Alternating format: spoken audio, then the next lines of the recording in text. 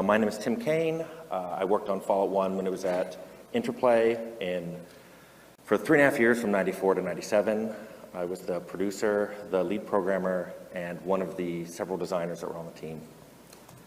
I'm going to do a quick overview. I assume everybody is familiar with Fallout. Fallout began development in very early of 94. I don't exactly remember when development started because I was actually assigned to other projects. I was doing installers, critical error handlers, sound code for games like Stone Keep. In my spare time, though, I was working on an engine. That kind of grew into Fallout. I realized 94 is a long time. So to remind you guys what was going on, the channel opened between England and France, and it was very popular. A large comet hit Jupiter. Jupiter was okay. And Friends debuted on NBC and was very popular, and Phoebe was my favorite character. So Fallout shipped in October of 97. It took about 3.5 years to make. To put you in the mindset, when it shipped, the games on the shelves were Total Annihilation, which is a top-down RTS, Quake 2, the sequel to Quake 1, very popular game, you may have heard of it, and UO had just shipped. And this is one of the first pictures that comes up if you Google UO. This is Lord British being pwned by a bunch of players. The team size for Fallout, when we started, it was just me. When we shipped, it was about 30 people. I say about 30. It never really had a staff assignment in any official way, and that's what I'll talk to you about in a few minutes, one of the challenges in getting this game made. The total budget was about $3 million. Again, I don't really know. It never had a budget. I never did budget work. It never had really a development plan made for it. It was very unusual the way Fallout was made. It was not your typical Interplay game. At the time Fallout was being made, Interplay owned several licenses, Star Trek and D&D, and we had no license on Fallout. In fact, we had no design spec on Fallout. It was just me working on an engine. We didn't use one of the many engines available. We had the Infinity engine available to us from BioWare. We were beginning work on Torment. I just kind of wanted to make my own engine. Nobody said no. That's the way things worked at Interplay in the 90s, so I just started writing an engine. There was no budget, like I said. I was named the producer, but I really didn't go to producer meetings. They called me a project leader. That just meant that I had to write a report once a week saying what was going on, but I didn't go to producer meetings. I didn't write any reports, and I didn't do anything but sit in my office and work on a game engine. There was no staff, at least at the beginning. Talk about how we staffed up. A lot of work was done over pizza at night after people were supposed to go home. It was the only time I was allowed to talk to people because they were assigned to other projects, and other producers were getting upset if I came by and talked to their guys about anything. So what I would do is I would buy a pizza, go sit in the conference room around 6:30, and if anybody wanted to come in there and talk Fallout, they were welcome to do so. There was no plan written for this game. There was no specs written. It was really a seat-of-the-pants kind of development. So in this postmortem, I've divided it up into several sections. If there's a takeaway I want you to have, though, it's that the team I worked with was absolutely amazing. And I'll talk about them as I go through the postmortem, and I'm going to try to call out individual accomplishments that people did. I tried to remember who worked on what feature and who thought of what cool idea that made it into the game, and even a few that didn't. But it has been 18 years, so I may not remember all of them, and I know some people who worked on it in the audience, and they're going to keep me honest.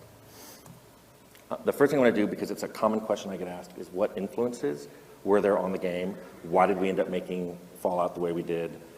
I'll talk about books and games and movies that we really liked. I'm going to talk about challenges. The theme of this talk was almost the game that was almost never made. It was almost canceled twice, one of which you may have heard about, one of which you almost certainly didn't. It was just a very rocky road to get this game produced. And finally, I want to try to, if I have time, I'll talk about the legacy, some features I see in games now that were not common at all when Fallout was made. So let me start with influences. I broke those up into computer games, paper and pencil and board games, books, and movies. We were a very media spongy group. People every day would talk about, I just saw this movie or I just read this book. And we're not even talking recent ones. I have stuff going back to the 50s that people would come and go, I just found this book in a used bookstore. We've got to put a town in based on this book. So the computer games, XCOM, and if you haven't played this game, it's wonderful. We all loved the turn-based strategic combat in this game. The first pass of Fallout actually had very XCOM-y type combat until we got the GURPS license, which I'll also talk about as a big challenge in making this game. Crusader came out while we were making this game. It was one of the first 640, 480 games. It was incredibly sharp compared to the 320, 200 games coming out. It was a big influence on us, and one of the reasons that Fallout was made 640, 480 was Crusader. Wasteland, of course, can't say this strongly enough. Fallout is very much a spiritual successor to Wasteland. Almost everybody who played the game or who worked on Fallout had played Wasteland. When we started, I had not played it. So, of course, somebody gave me a copy, said, go home this weekend, and I was addicted to it, played it all the time. It's kind of hard playing it on a more recent computer because if you've ever tried playing it, it goes too quickly. You have to put in a speed limiter, otherwise you shoot across the screen when you try to play. But this game had everything in it that we wanted to have in Fallout, including no strict morality like the Ultima games had. We wanted the player to be good or evil, do anything he wanted, go anywhere he wanted, and be only really restricted by how skillful he was at playing a game. And then, having mentioned the Ultima series as a game full of morality, it was a big influence on our team. For me especially, this is a picture of Ultima 3. It was the first Ultima game I played. I'd never played 1 or 2, and it just stuck in my head as this is the way an RPG should be made. And while Fallout doesn't have a lot in common with Ultima, it really guided how I thought about making an RPG. Paper and pencil games, GURPS. I'll talk about this later when I talk about legal challenges in making this game. But as many of you know, Fallout was based on GURPS for about the second and part of third year of its development, and then we lost the license, or we stopped using the license. However, GURPS as a generic role-playing system really influenced our game in thinking of classless, skill-based characters, and no longer giving people stereotypes to play in the form of character classes. Wiz War, it's a great board game if you haven't played it. It's a great beer and pretzel game. What's fascinating about this game is every time you play it, you shuffle the board pieces together. And we would play this a lot every evening while eating dinner, which we did at work a lot. And we just loved the fact that we could play it every night, and it felt like a completely different game, especially as we made additional cards and just extended the game well past what the original designer had ever intended. And of course, Gamma World, for all of you who played this game, especially when it first came out in 1978. It was not the most balanced RPG, but it was just really fun and had a really good spirit to it, and we loved the idea of mutations and the wide variety of things you could run into when you're playing the game. As for books, there were 3 big books that influenced us. Canticle for Leibowitz, excellent Hugo-winning sci-fi novel, basically about how people would cherish technology after a war occurred. They were pretty much this was part of the basis for the Brotherhood of Steel in Fallout 1. The I Am Legend book, which turned into Omega Man, the Charlton Heston movie. This book was how a individual would handle being the last, thinking he was the last survivor on Earth. This is why in Fallout 1, when you're voted to leave the vault, we really wanted that sense of isolationism, that sense of you're the only person out here in the wasteland who's, quote, a normal person. And we wanted you to feel like special in that way. And finally, there was a book and a movie called On the Beach, which talked about how community would survive past a nuclear war, thinking that they were the only community, and they were very isolated. And then what happens when they do get approached? In this case, it was a U.S. sub beaches near this Australian town, and how those two groups interacted. For movies, Road Warrior, that's a gimme. If you played Fallout, you'll see the jacket is in the game, the gun's in the game, the dog's in the game.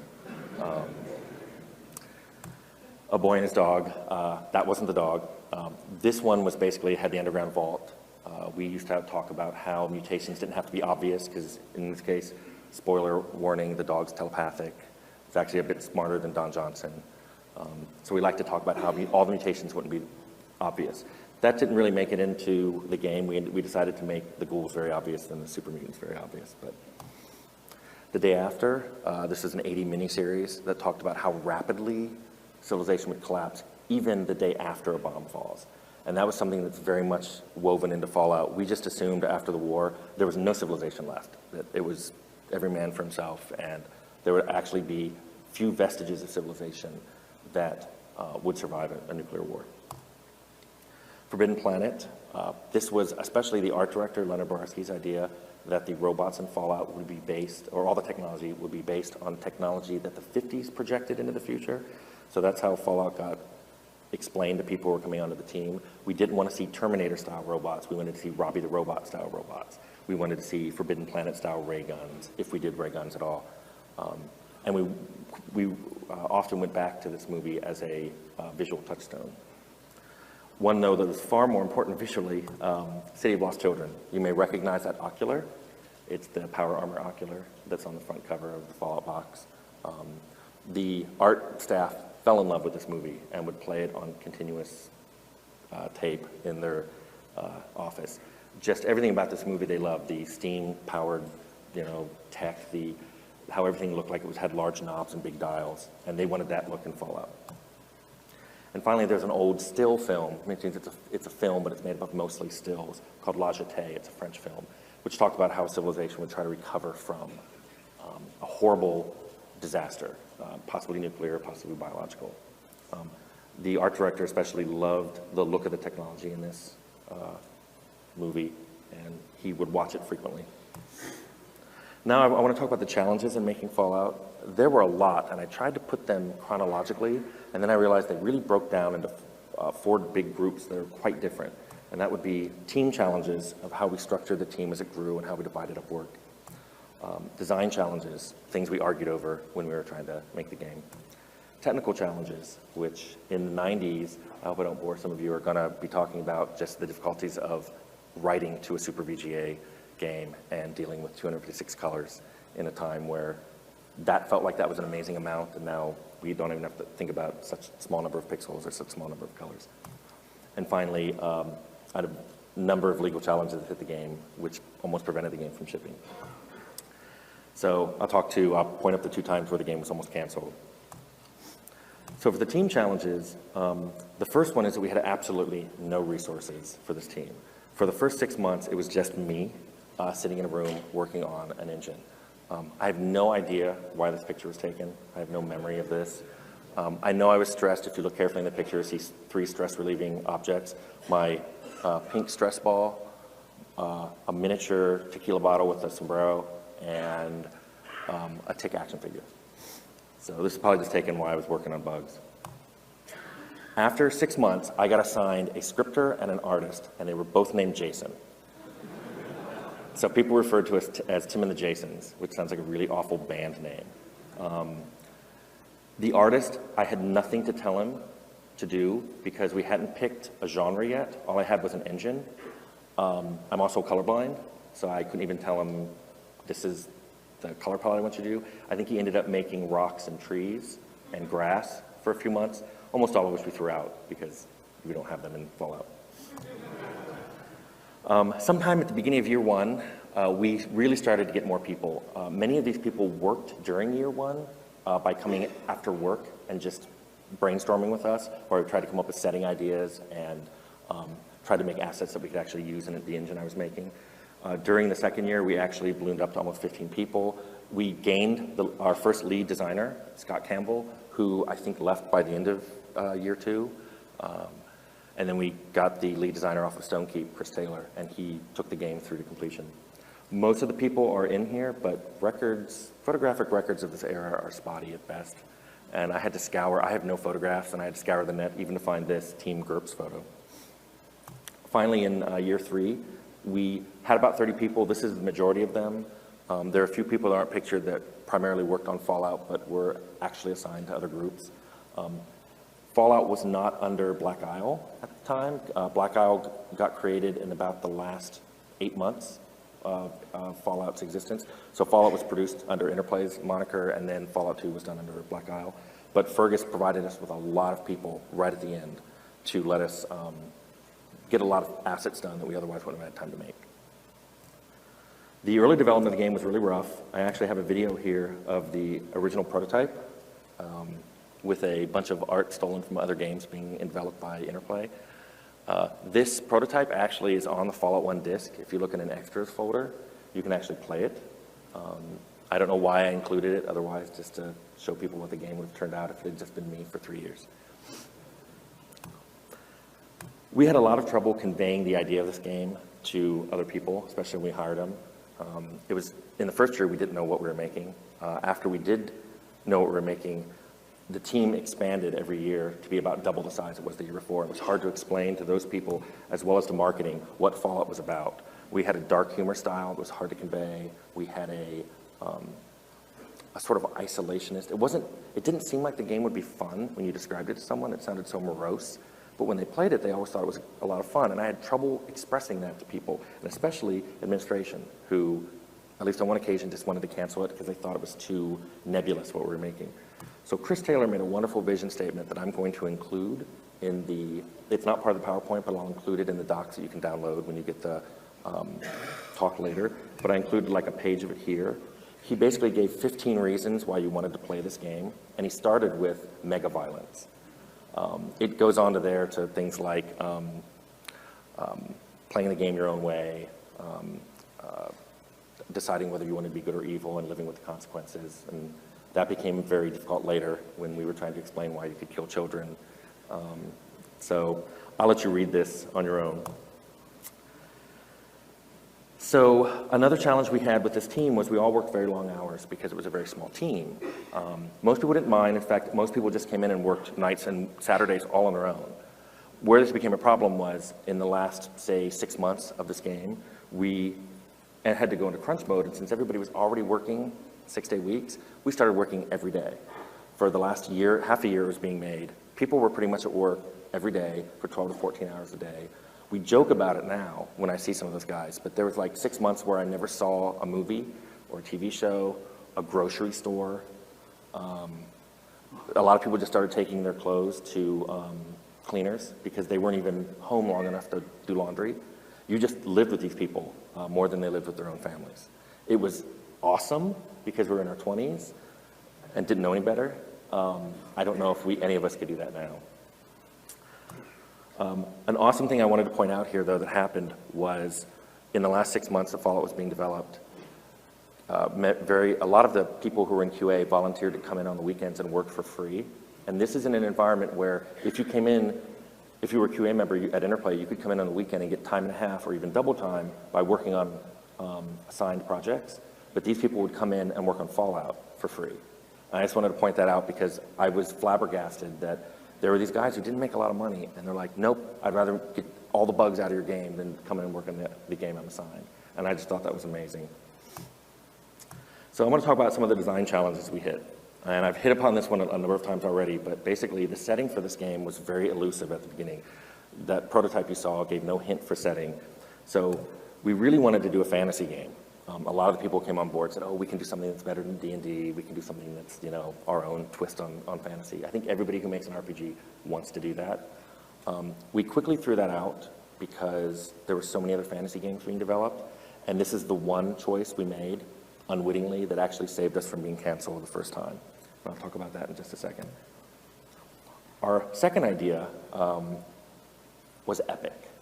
You started in the modern world, you were thrown back in time, you killed the monkey that would evolve into being humans, you went through space travel, you went to the future that was ruled by dinosaurs, you were then exiled to a fantasy planet where magic took you back to the original timeline that you restored to full and came back to the modern world to save your girlfriend.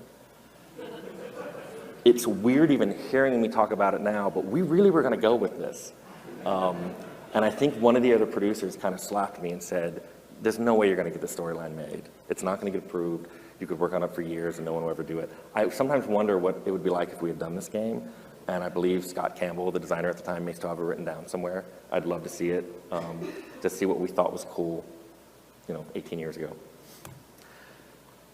From that, though, we really liked the alien idea that was part of the whole space travel, and we all loved XCOM. So we actually narrowed it down to a storyline involving aliens invading the planet and taking over the entire planet except one city.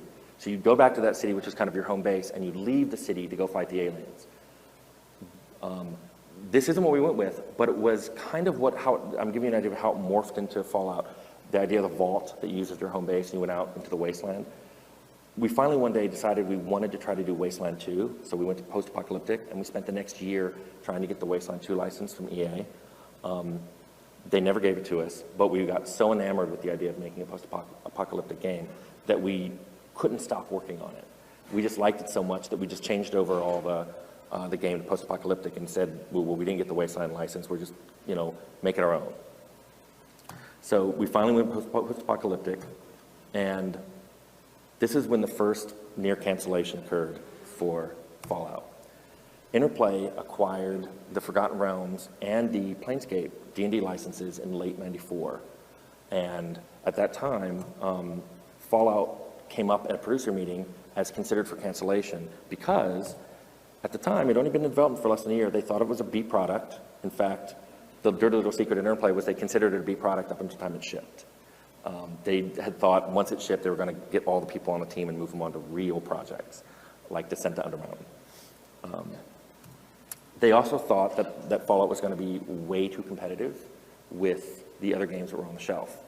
They did not want to see their D&D games up there losing dollars to this side project, effectively, that Interplay was also working on. So marketing was convincing Brian Fargo to cancel it because it was too competitive. In the end, I went into Fargo's office and I basically begged. I got down on my hands and knees and I begged him to let us make this game. It was just a few of us. I convinced him it was a tiny budget. I didn't know it would get ballooned to 30 people. And I showed him the work we had done. And I'm amazed. Brian has a lot of positive qualities. I didn't think he'd see from that prototype what we were going to end up with, but he did. And he ended up not canceling the game. The second big design challenge we had was deciding what view to do. At the time, first-person games were coming out and were considered super immersive. That word's been used now for a decade and a half, and I'm still not sure what it means. We wanted to go third-person because it was more strategic to play a turn-based combat system that way. A lot of people call Fallout isometric, just to get really pedantic. It's actually cavalier oblique. You can see the tiles on the ground are not at a perfect 45-degree angle. They're actually tilted 30-60.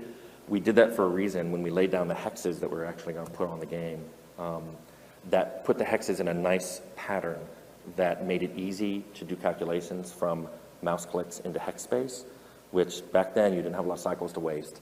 And if we rotated them at this direction, you could do it with just a division by 2, which you could do with a shift and some addition. So we ended up picking that angle for that sole reason. And then the art director liked it because he thought buildings looked better at 30-60 than at 45 degrees. So he bristled every time somebody said we were an isometric game. So like I said, they were good for rotation. They're also really good for distance calculation. You only have 6 rotations. You pick 2 points on the screen. It's very easy to calculate how many hexes are between them. The worst thing about this was it's really bad for up and down movement because you can only go along those 6 directions, and as people went up and down, they would wiggle back and forth. We never really came up with a solution to that, and we shipped with it. Obviously, people didn't think it was that awful, but the art director absolutely hated that. And he wanted to go with a 12 rotation system, but then there's really no good way to make someone walk from 1 hex to a hex 2 up. So I nixed that. For anyone who played the game when it first came out, there was a game timer in it. The player to finish the first quest in a set time or the entire game would fail. This was something that we put in to give the game a sense of urgency, but it was really controversial even among the team. Half of us loved it, half of us hated it. We would argue about it. We argued about it until the day it shipped, and as soon as it shipped out the door, we made a patch that actually took that out. If there's one thing I could go back in time and change, it would be to remove any timed quests from Fallout. I just didn't like the false sense of urgency, and I also felt like the player had this sense he had to rush through the game and miss fun things to do because of that stupid water chip timer. A big problem we had, I told you we were very much media sponges on the team. Everybody wanted to put their own cultural reference stamp into the game, whether it was a TV show they liked or a movie that they liked, or even other games they were playing. They wanted to put little inside jokes in so that people playing the game would go, oh, I know what they're talking about. I was worried that not only would we lose players when we had that, but RPGs tend to sit on the shelf for years, and I was afraid we'd look dated. So I made a rule, and the rule for that was if you put in a joke or a cultural reference, if the player didn't get it, they shouldn't even know that that joke or cultural reference was being made. And this image from, this is one of the perks you get for unarmed. It's, if you hit someone, it automatically becomes a critical hit. It's called the Slayer. That makes perfect sense to somebody who just is saying, hey, well, that's a good name for someone who always gets critical hits. It's actually in that way because Chris Taylor was a huge fan of Buffy the Vampire Slayer and wanted at least one perk in there with the name Slayer. Another example that probably nobody would know about because it's so deeply embedded was Gizmo, which was one of the main characters who had voiceover and a nice 3D generated head. He was one of the people who could fight for control of a place called Junktown. Well, Gizmo is a good name for somebody running a place called Junktown. A lot of people think it's a reference to the movie Gremlins. It's actually an inside joke. It was the name of the skunk I owned when I was 12 years old. So now you know. There's a ton of references like that in Fallout, but just being able to pull them out, I probably don't even know most of the ones that my own team put in because, like I said, they buried them so deeply that unless you knew what the inside reference was, you'd never know it was even being made. Naming Fallout was very difficult. It was not named Fallout at the beginning. It was actually named Fault 13.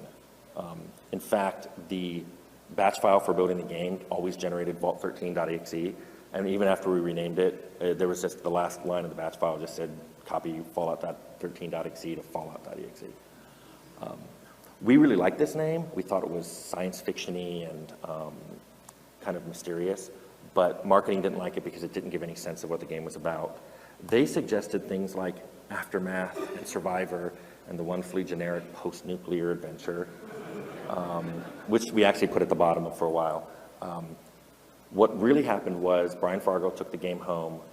He's the president of Interplay. He took it home and played it over the weekend and came back and put the CD on my desk and said, you should call it Fallout. And it was just a brilliant name. It was one word. We didn't think it would be abbreviated. It captured kind of the essence of the game. And he was really good at naming games, by the way.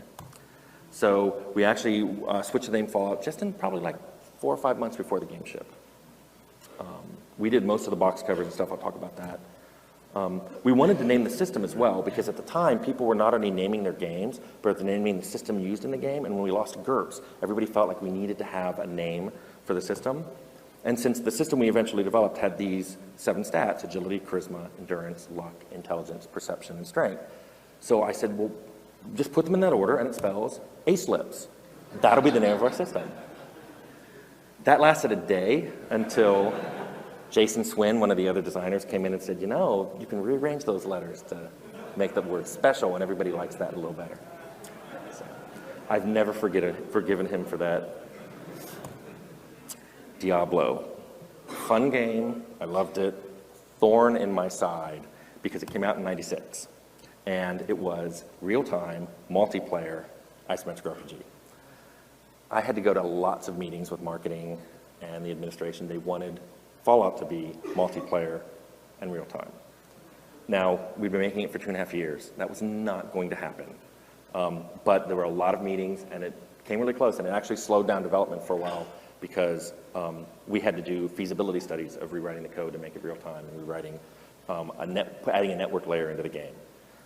Finally, I persevered, and even though there were severe doubts in the marketing projections for the success of the game, they let us stay with single player and turn-based. So I'm going to jump into some of the technical challenges. This is a little more, it hasn't aged well. Some of the problems I'm going to bring up, people are going to go, why is this even an issue? Flat memory. Back when I started in '94, PC games were still made with 64K chunks. So you had near and far pointers. You couldn't use a lot of memory. The problem was, since we chose a Super VGA mode, we needed more than a 64K chunk. A new compiler came out, Watcom, had flat mode. I chose to use it. It meant we didn't have to deal with expanded or extended memory, which if you ever play old games, you know you have to tweak those memory drivers to get that just right. We didn't have to worry about that. We also didn't have to worry about those near and far pointers anymore. The downside was all of the old code we had, we just had to rewrite or throw away. So most of the code in Fallout was written specifically just for Fallout, except for a couple pieces that I'll call out later that we grabbed from other games. mainly because we couldn't go back to the old library of interplay stuff and pull out code. We picked Super VGA, which at the time was amazing, 640, 480, 256 colors. I mean, who could ever want more? My artist wanted more. They actually made all of the sprites using Alias, and they made it high resolution, and they made it with 16-bit color. That meant we had to take those, all the animations they did, all the 3D models, reduce them down to sprite files in 6 rotations, and cut out the colors, reduce the colors from 16 to 256. But then they wanted color cycling, so we had to take like 16, 20 colors out of that so we could reserve for color cycling, so we actually were down to like 230 colors. And then there was another problem we ran into with Super VGA, which is every video card that was manufactured had a different way of doing 640, 480, 256 color. Not just the video card, you had to know what chipset was on the video card. So if somebody said, I have a Trident card, you had a Trident 9600, you had to know, did you have a Trident 9600 chipset A, chipset B, or chipset C? And they all bank switched Super VGA in a different fashion. And you had to write the bank switch separately. And detecting the cards were very difficult. Sometimes you just had to ask the person when they started up the game, what card do you have in your machine? And people didn't know that.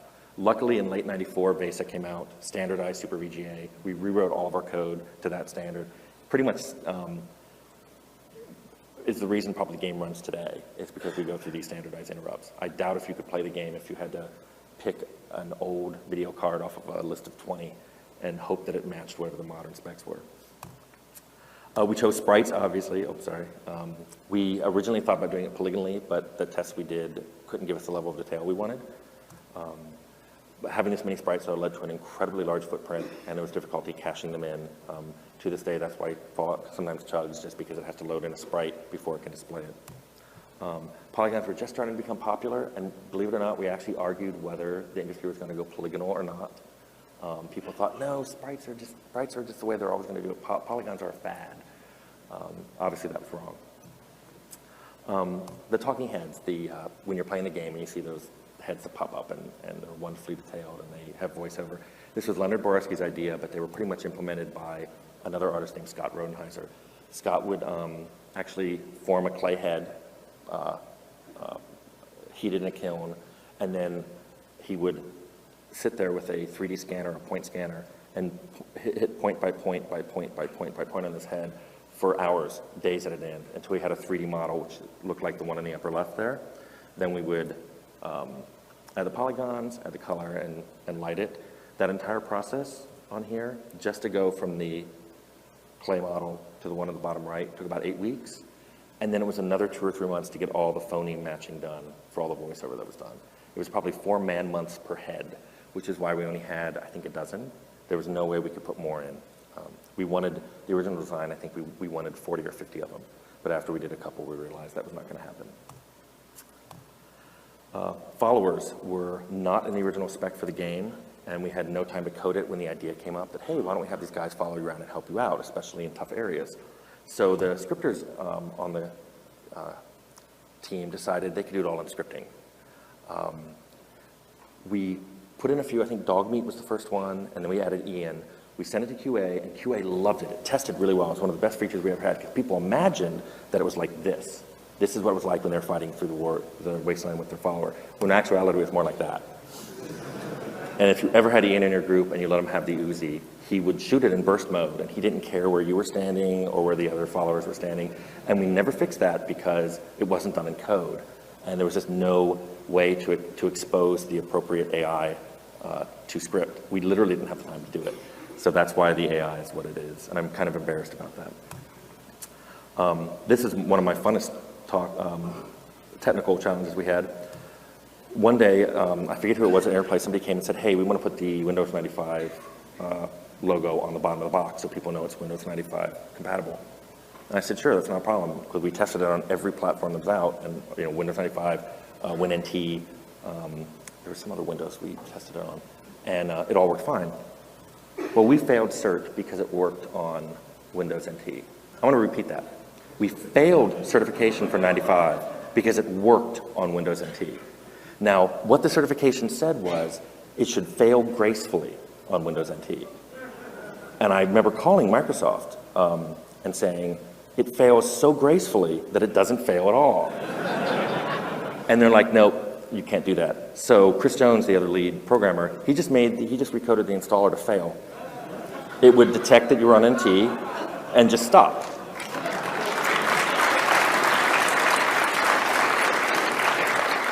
In hindsight, it was really good he did this because all the Windows that came out, all the Windows platforms that came out after 95 were based on NT. So you could never play Fallout after 95 if we didn't make sure that hand installation still worked. You could just copy all the files over by hand and they worked just fine. We wanted a Mac version. We started with a DOS version, then we had a Windows 95 version. We wanted a Mac version, and it turned out I had put all the OS-specific calls in one set of functions that I bound up into a library, which meant Fallout really isn't written to run on DOS or Windows 95. It calls a library called GNOW, which stands for GNOW's Not Windows. And everything would go through that. The Mac was literally developed in a weekend. One of the Mac programmers went home, rewrote the GNOW library for Mac, and we brought it back, and we had Macintosh running he took it home Friday, we had Mac running on Monday. So I hired, he was too busy to come over on the team, so I hired one Mac developer, and he's responsible for everything that went in to the Mac side. He did the installer, he made sure that the features worked, the assets worked. He also did something that you probably have never heard about, and I insisted upon because I'm stupid. I wanted the save games to be interchangeable among all three platforms, DOS, Windows 95, and Mac, meaning you could be sitting at Windows 95, save your game out to a floppy, pull that floppy out, walk into a Mac machine, put that floppy in, and load it onto Fallout Mac there, and it would run. Which meant he had to do all the big Indian, little Indian swapping on the save game. I don't know why I wanted this. Nobody ever used it. It was in the manual. Nobody's ever come up to me and said, I'm so happy you put in interchangeable save games. And it made Tim Hume's life just hell. And I've apologized to him for that. Let me jump quickly to the legal challenges. I'll talk about one that you probably all heard of. Fallout was originally based on the GURPS license. We got it during our second year. I was the one who really wanted it. I played GURPS all the time. I loved that system. I thought it would be great to have a GURPS RPG finally on the market. However, probably I was at the end of the second year, maybe the beginning of the third, there was problems with them not liking the level of violence in the game. We were very violent. They didn't like the art style. Those skill deck cards with the cartoons on it, they hated those. And actually it was literally too late to change any of these things. We thought we were going to be done in 6 to 8 months. It actually was going to be a little more than a year, but we just couldn't possibly change it. So at this point, I figured we were going to be canceled. The discussions with Steve Jackson Games went above my pay grade. So it went into closed door meetings over in the administration building. And the word coming out was that we were canceled. And we were going to be moved to Torment or Descent Down a Mountain or the other D&D games being made. But what happened was, GURPS was torn out. I was asked to rewrite the GURPS combat system. Chris Taylor was given about a week to redesign it, and I was given a week past that to code it. And if we could do that, then we would not be canceled. So I'm not exactly sure how we did it. My memory of that period is very vague. I know we drank a lot of soda. We were there all the time. I know we smelled bad too, but we did it. In 2 weeks, we redid all the combat system skill system. And Chris did the entire Fallout game that you're playing, with the exception of perks, were done in 2 weeks. Music, really briefly, the ink spots, which you're hearing at the beginning. We wanted that in the game because it was a nice 1940s, 50s sounding group. It was also my grandfather's favorite group and the first concert my mother attended when she was 6 years old. We went to EMI and we wanted, excuse me, Baby, I Don't Want to Set the World on Fire. They wanted a ton of money for it, and they would negotiate very slowly. All I remember is several months went by before we finally heard back that we weren't going to get it. So we ended up just picking a new one, not quite at random, but really quickly off their back catalog. It's called Maybe. And it turns out that when you actually play the ending, the starting and ending moves of Fallout, actually seems to fit the tone a lot better. If you listen to the words, it's about somebody wondering if the other person's going to miss them when they're not around anymore, which is perfect for Fallout. We had trouble with ratings. I don't know why this was. We were submitted for T. We never said we were T. Our few specs we had were caught out our mega levels of ultra violence and blood and drugs and violence and prostitutes. They saw that, of course, and said, you can't have tea, and boom, we got an M rating. We didn't mind that. I think marketing was worried it would reduce the people who would be able to buy it. This led to the child killing controversy. We allowed it. We just said, look, we're going to have kids in the game. If you shoot them, it's a huge penalty to karma. You're really disliked. There are places that won't sell to you. There are people who shoot you on sight. And we thought people can decide what they want to do. There was a small problem with that, in that if you ever did a burst mode with a gun, you sometimes shot children inadvertently. This, of course, contributed to our M rating. However, Europe said no. They wouldn't even sell the game if there were children in the game. We didn't have time to read all the quests. What we just did is we just deleted kids off the disc. So things are there that reference children, but you never see any children. If I have time, I'm going to try to really briefly go over what I think are some of the legacy of Fallout, some of the things that I see in other games that we shipped in '97. It was really seen at Interplay as a big risk that paid off. This is what was said to me constantly by people, even though I don't really think it cost that much. I'm not sure what the risk was that they took, but that's the phrase I always heard. But when I played games over the next few years, I started seeing a lot of things that Fallout had in them, so I thought I wanted to look at it. We always said we wanted an open world. We called it that before the word sandbox came out. I think if Fallout was made today, people would say, what's a sandbox game? We would just said, we don't care where people can go. They can go anywhere they want. If they go into some area that's too strong for them, they'll get killed. And then they'll learn not to go in there yet. And they'll look forward to the challenge of being able to go back. We wanted a nonlinear story so the player could choose wherever he could go and the story would still unfold. And so the onus was on us for making sure that the stories could unfold that way. And what we did was we said every quest in the game and all the story arcs that occurred in the game had to have multiple solutions. And the mantra we always said was there should be a way to fight your way through it, there should be a way to talk your way through it, and there should be a way to sneak your way through it. And sneaking wasn't just stealth. It could be sneaking up behind or walking up behind a guard, pickpocketing the key, and then using that to get in through an unguarded area in the back. And we always made sure that at least 2 of these were available in all the quests, and usually all 3 on the main quests.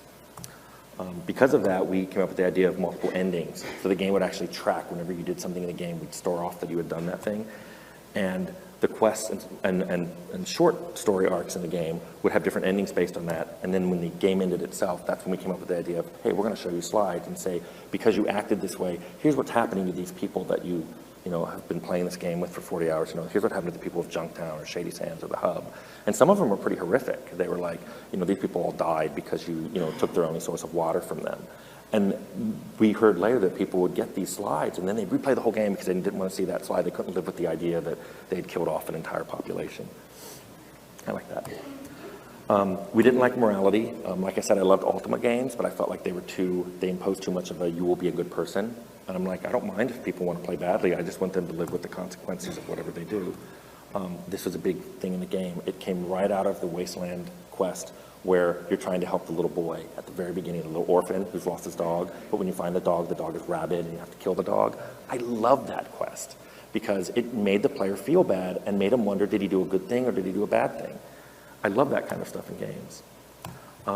The perk system, like I told you, Chris Taylor made their entire game except for perks in 2 weeks. Brian Fargo took the game home, played it for a weekend, came back and said, I love it, except when I go up a level, skill points aren't enough for me to do. So Chris said, hey, I have an idea what we could do. We'll make a perk mesh of cool things you can add to your character based on prerequisites of what's already in your character. It was really easy to code. It was very successful. QA loved that they could make characters that were different than the guy sitting right next to him in QA, and they could play the game very differently because of it.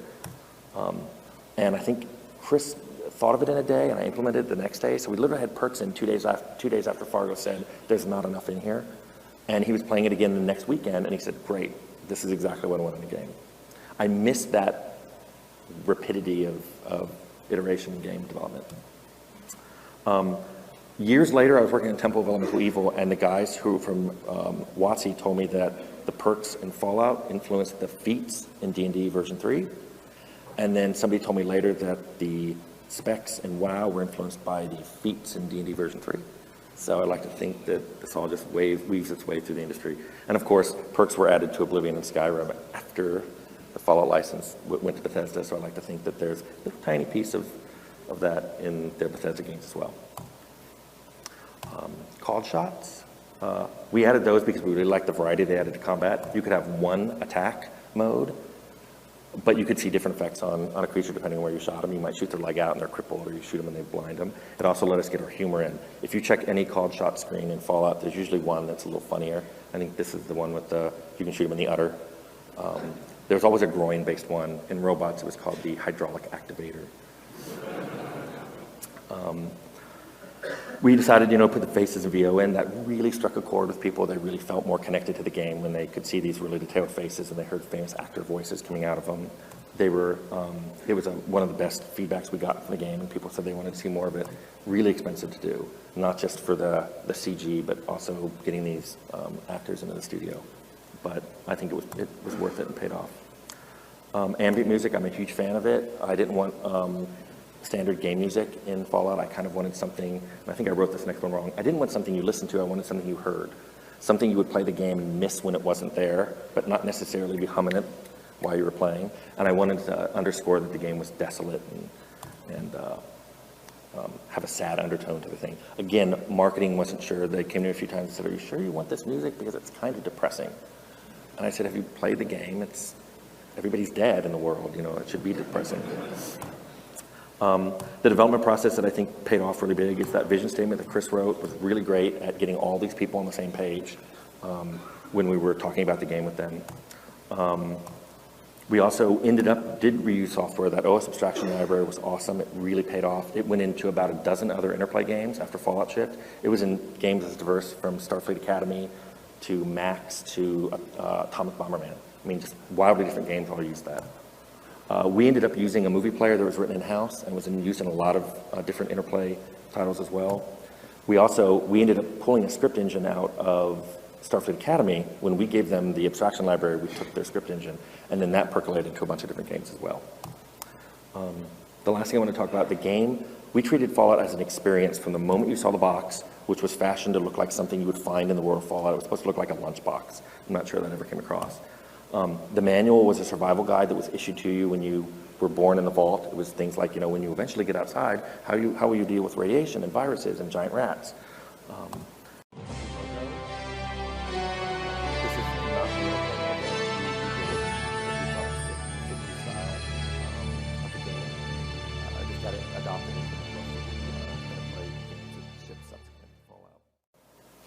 The interface itself was designed to look like old-found pieces of technology from the game world.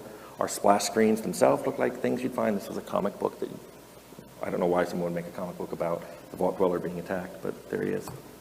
Even our webpage, there was no division of the company that worked on web pages, so we just took it over and made our own. We made it look like, found old art.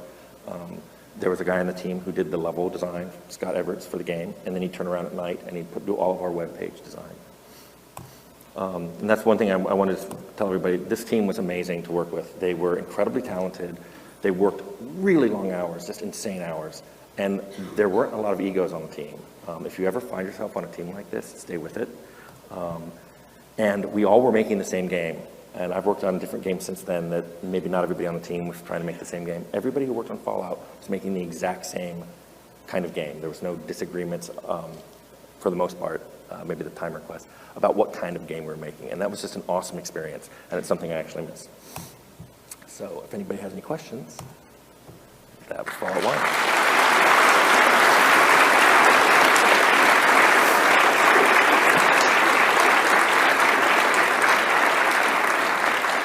Start with you.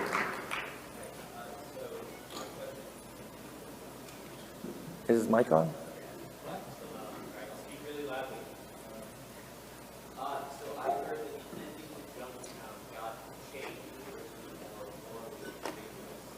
Yeah.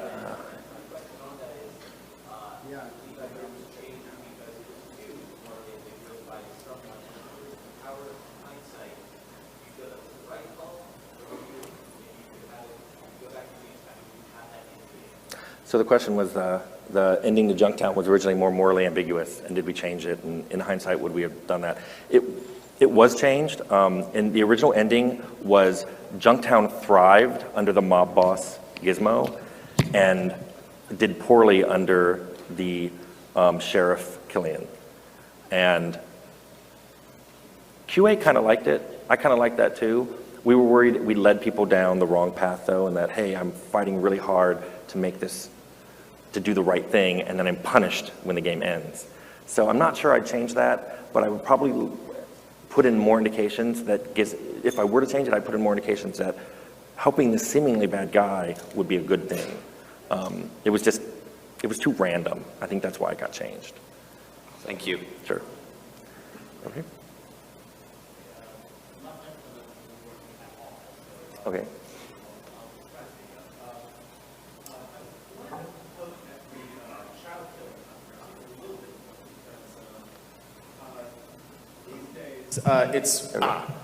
There we go. Okay, so I wanted to poke at the child killing thing a little bit more because these days it's basically a given that if a player-controlled character in any game can harm or especially kill a minor, the ESRB treats that as an automatic adults-only rating. You know, it's basically the equivalent of hardcore porn.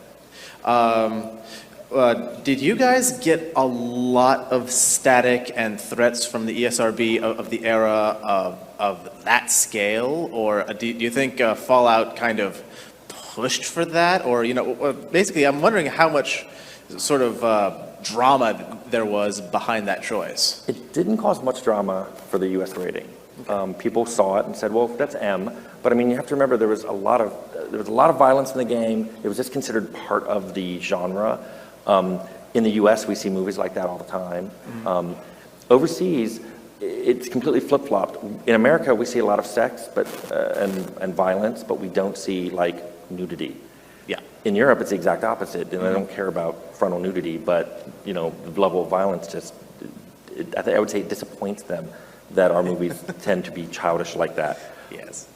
I think it fit Fallout. I thought it would be okay to have it in Europe. Unfortunately, I don't remember the name of it, but there had been a shooting or something happened in Europe right before Fallout was rated. I don't remember what the tragedy was, but that pretty much made the entire ratings board there just go, we won't even consider it. It wasn't dramatic. It was like, you won't have this game, or we're rated, whatever that rating is that you have to go into the store and ask for them to pull it out from under the shelf in a brown paper bag. We didn't want that, so we just took the kids out. Okay. Yeah, I'd like to ask about the team's approach to player choice, and just was there any systematic design to it, or just kind of ad hoc?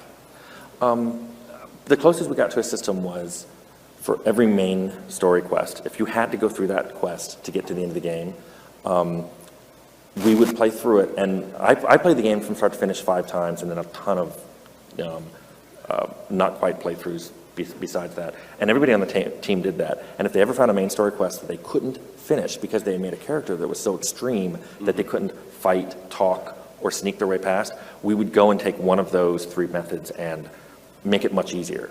I mean, sometimes it was as easy as, the person who had the key, who was standing by the front gate, and there was a locked door in the back of the building, had a perception of 1. I mean, he would never, ever see you steal, no matter how bad your pickpocketing was. On the side quests, however, I usually let people relax it. If there's only 1 or 2 ways through, and if they were kind of difficult, that was okay. Side quests didn't have to be done. And that was as close as we got. But like I said, we worked together so closely that we all had almost the same mindset of how to put together a quest, that there were never really a lot of arguments over that. That just kind of flowed out. Hi, did you have a working name for, I guess, what later became the Vault Boy, became embraced by the public as the mascot for Fallout? Did you get that character, was that created just sort of on a whim at like the last minute, or was there a lot of iteration during the development of that? And did you realize at the time that that was just going to kind of personify your game and later become like a mascot, a symbol of it? Are you talking about the one on the perk? Yeah, the little cartoon guy with the 13 who's always... Because people sometimes call the Pip Boy Fallout Boy, and I'm like, no, that's not him. That's the guy with the yellow and red cape on the Pip Boy. When I first saw the drawings that the lead artist had done, I was a little surprised because they reminded me of Monopoly cards. But they really did fit the game really well. They had a great sense of humor, especially when you read, like, here was a card saying, you can viciously kill someone with a backstab. And then there's this funny cartoon of someone slicing someone in two from behind. And it had that Fallout cheekiness of, look, everything's going to be okay. The things we had in the vault literature of, yeah, the world's been destroyed, but we're okay. And here's how you cook rats to make delicious meals. It just had that vibe of, we're not taking this very seriously, and you should be happy.